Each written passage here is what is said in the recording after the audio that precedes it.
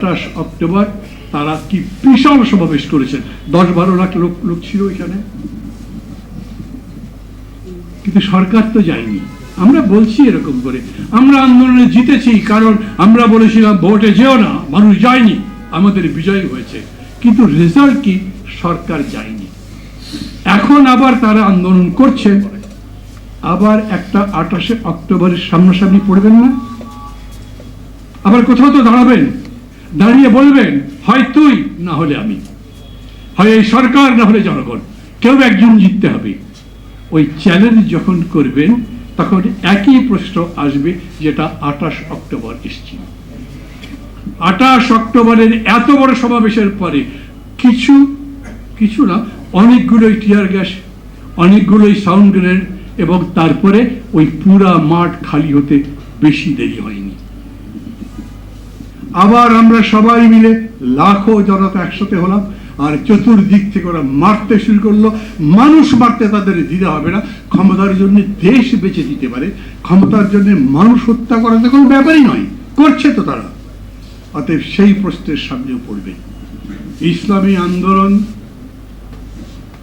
কথা ঘটনা বলি, আমার সাথে গাড়ি নাই, আমি বাসা থেকে আসবো, গাড়ি নাই আমার সাথে, আমি একটা উবার ডেকেছি।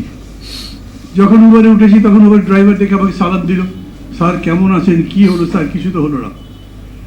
উনি ড্রাইভার তার পরিচয় দিলেন, উনি আওয়ামী লীগ করতেন, শ্রমিক লীগ করতেন, এখন আর করেন না, ছেড়ে দিয়েছেন।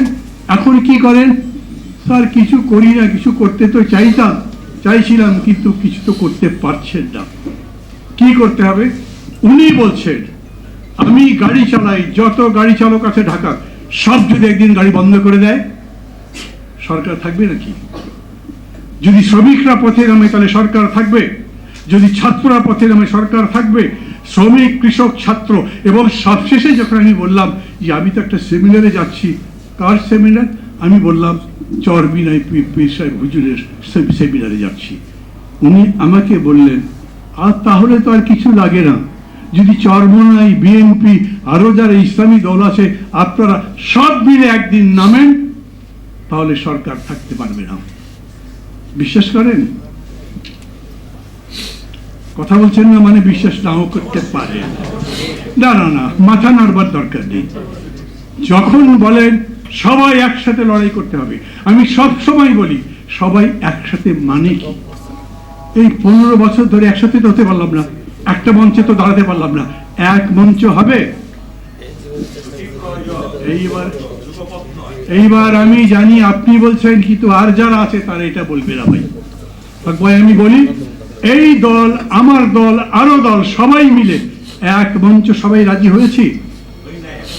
এই জন্যই আমরা বলেছি চিন্তা করে যুগপৎ করি।